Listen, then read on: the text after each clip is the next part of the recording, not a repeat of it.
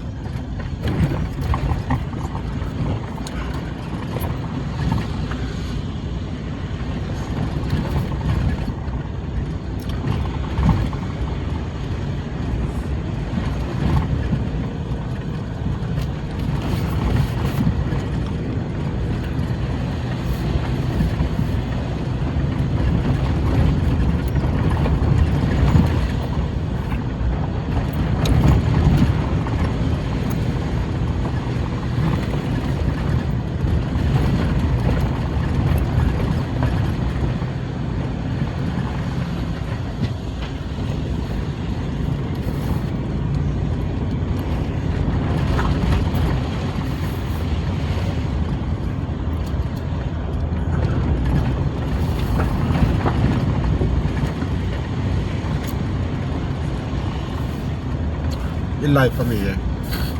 phần sao cồn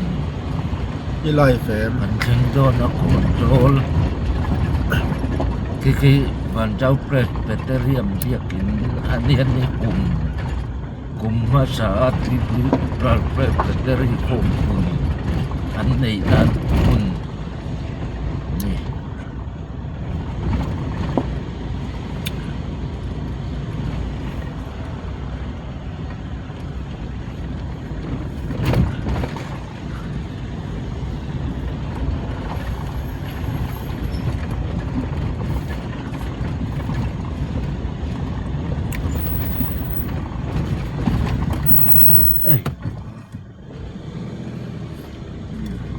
so té mà lẹ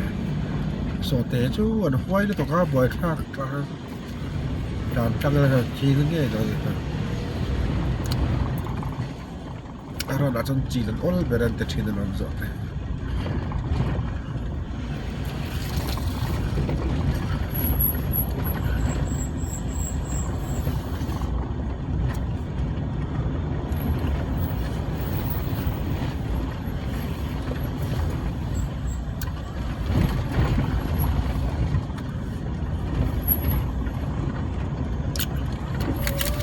le motor kain pel so na tara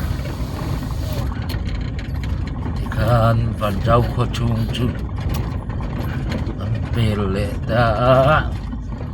phần sao trong diện bung chúng ta cổ nằm tia ram bồi la ya ta ăn nín thiếu bồi mồ lệ khát thôn bồi mồ ta mang ăn nín thôn anh nín lần trốn na